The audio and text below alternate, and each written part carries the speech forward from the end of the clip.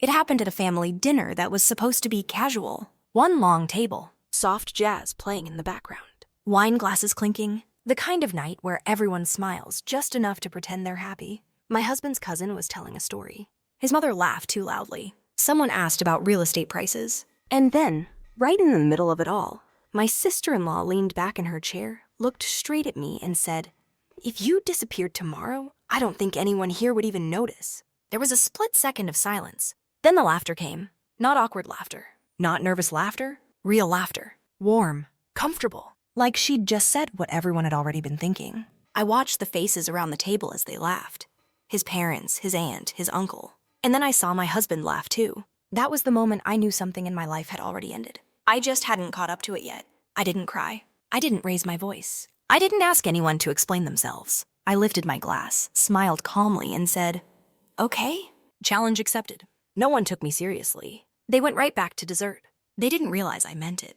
My name is Cecilia. I'm 35 years old, and at that point, I'd been married for just under 8 years. Long enough to know the difference between being included and being tolerated. Long enough to understand when a family sees you as one of their own, and when they never will. My husband, Daniel, came from a family that looked perfect from the outside. Old money energy without ever saying the words. Holiday homes, alumni connections, dinners that felt more like meetings than meals. They lived in Harrison Cove, a coastal town where last names mattered and everyone somehow knew everyone else's business. I didn't grow up like that. I was raised by a mother who worked nights and slept in the afternoons. We reused gift bags. We measured success by whether the bills were paid and there was food left in the fridge. I learned early how to make myself useful, agreeable, easy to have around.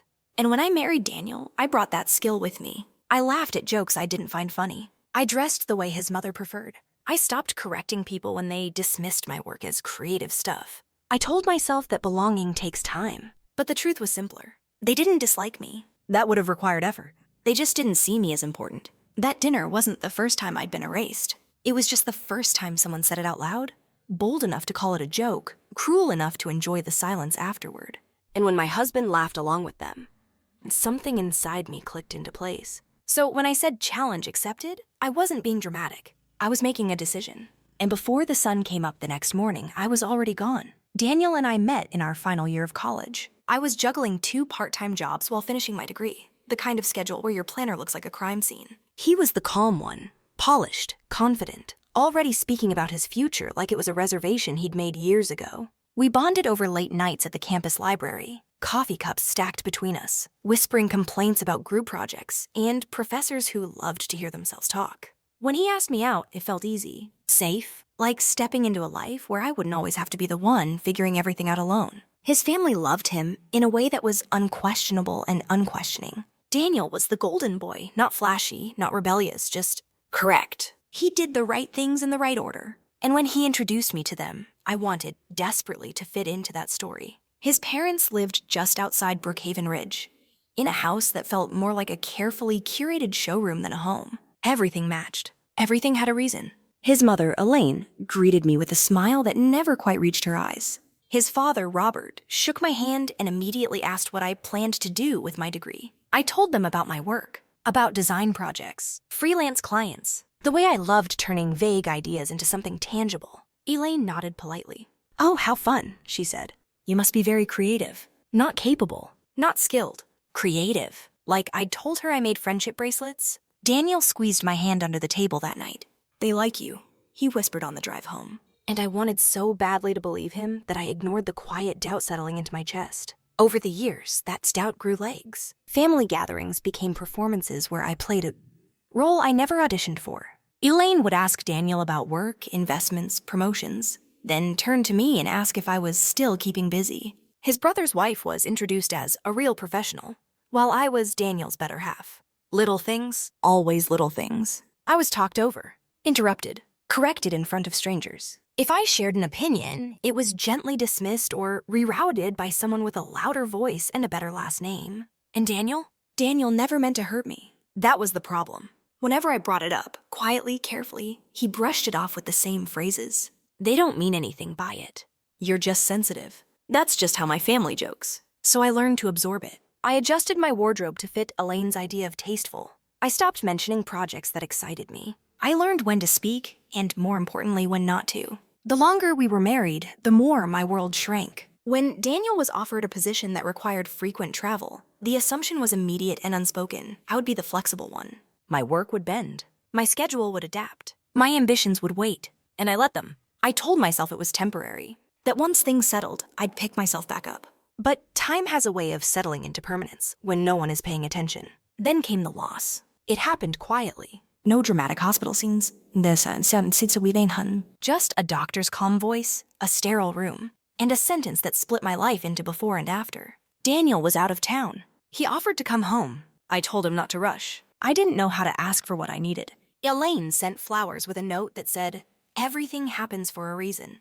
Daniel's sister joked that maybe it was stress. No one came over. No one sat with me. No one asked how I was really doing. That's when something in me started paying attention. I noticed how often I felt invisible, how easily my absence went unremarked, how my silence had become expected, comfortable even. By the time that casual family dinner rolled around, I was already disappearing. I just hadn't said it out loud yet. So when his sister finally did, when she turned my quiet erasure into a punchline, it didn't break me. It clarified everything. That laugh around the table wasn't just laughter, it was confirmation. I didn't tell anyone that night. When we got home, Daniel went straight to the shower, humming like it had been a good evening, like nothing remarkable had happened. I stood in the kitchen, still wearing the same clothes, listening to the water run, replaying the laughter at that table over and over until it stopped sounding like noise and started sounding like truth. That was the strangest part. I didn't feel angry. I felt clear. At 2:17 a.m., I slid out of bed and walked into the spare room that had quietly become my workspace over the years. I opened my laptop and started doing something I hadn't done in a long time. I made decisions. I checked the balance on our joint account and my personal one, the small account I'd never closed, the one Daniel used to tease me about. "You're so cautious," he'd say. I transferred exactly half. No drama. No punishment. Just math. I searched for apartments 3 states away, in Lakewood Falls, where my old college friend Mara lived. I looked at bus schedules, short-term rentals, storage units. By the time the sun came up, I had a plan. Daniel kissed my cheek that morning, distracted, already late. "Love you," he said automatically. "I know," I replied. As soon as his car pulled out of the driveway, I called Mara. "I need help," I said. "How much?" she asked.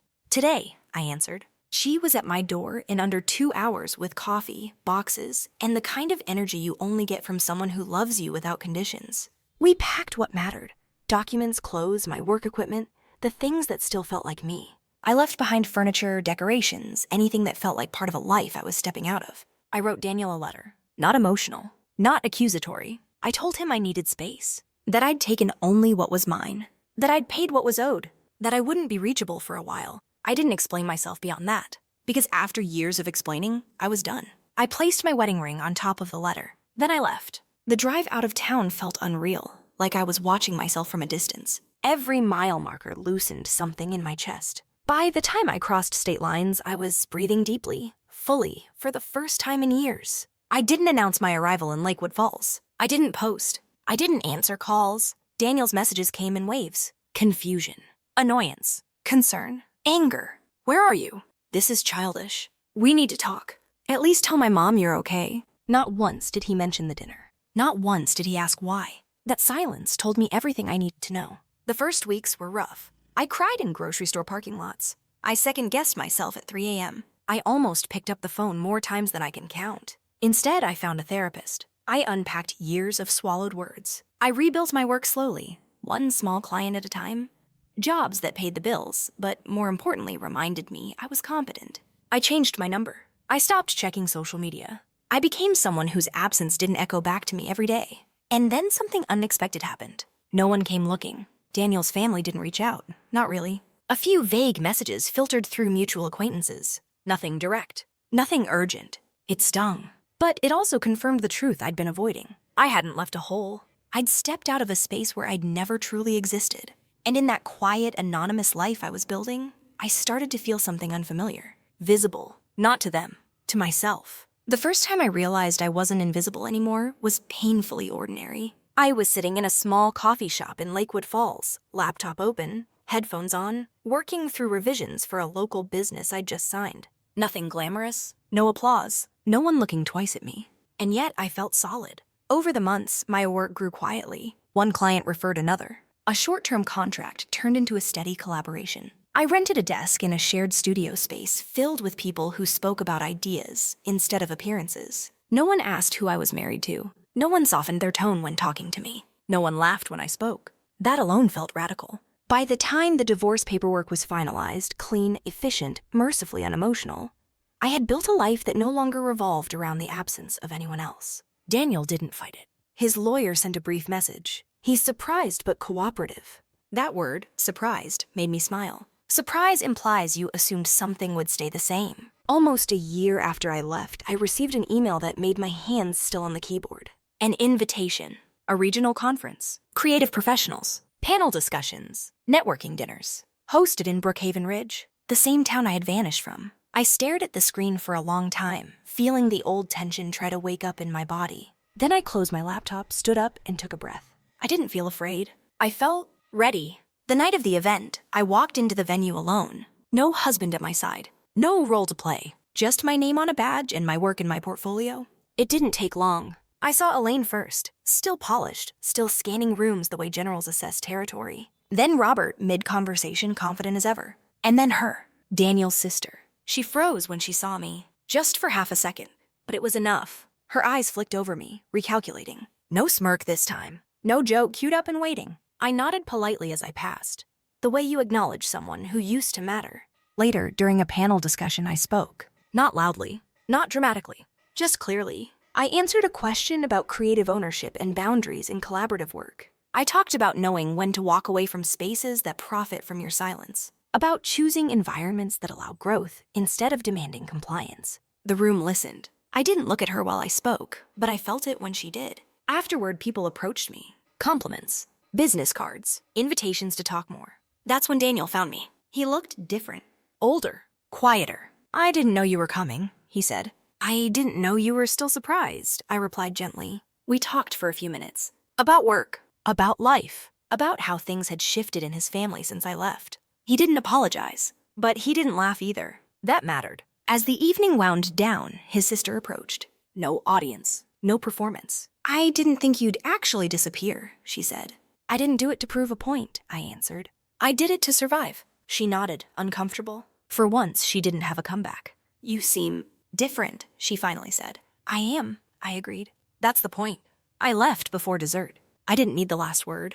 I didn't need vindication. Walking back to my hotel, I realized something that surprised even me. I wasn't proud because they noticed me now. I was proud because I no longer needed them to. I had disappeared from their world. And in doing so, I had finally appeared in my own. A year earlier, I had walked out of a life where my silence made other people comfortable. Now, I was walking into one where my voice carried weight. When I returned to Lakewood Falls after the conference, nothing dramatic happened. No victory parade. No sudden transformation. Just the quiet continuation of a life I had chosen deliberately, piece by piece. And that was the real win. I went back to my routine.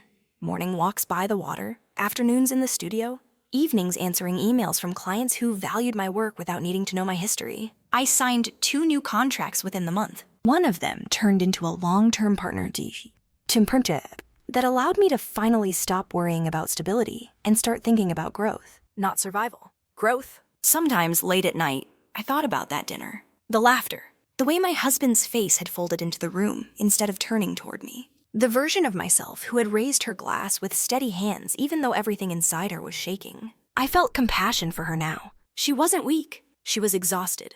And exhaustion, when ignored long enough, doesn't lead to breakdowns. It leads to decisions. People often imagine disappearing as an act of drama, packing bags, slamming doors, making statements. But my disappearance wasn't loud. It was methodical, quiet, responsible. I didn't vanish to punish anyone. I vanished because staying meant continuing to shrink. And here's the truth no one talks about enough. Sometimes you don't leave because you're unloved. You leave because you're unseen.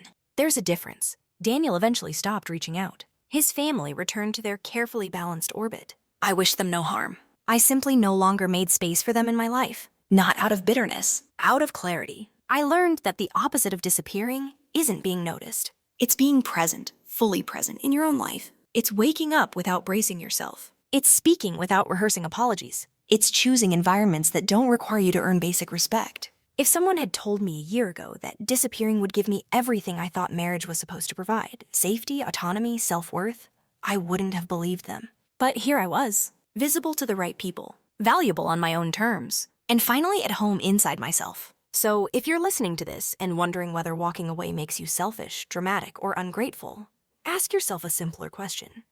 Are you staying because you're loved?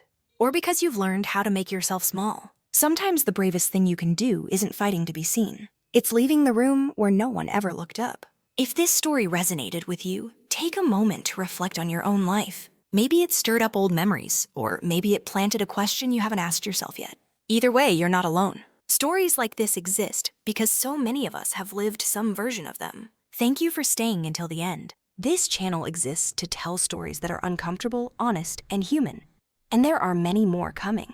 Until next time, take care of yourself. And don't be afraid to choose the life where you matter.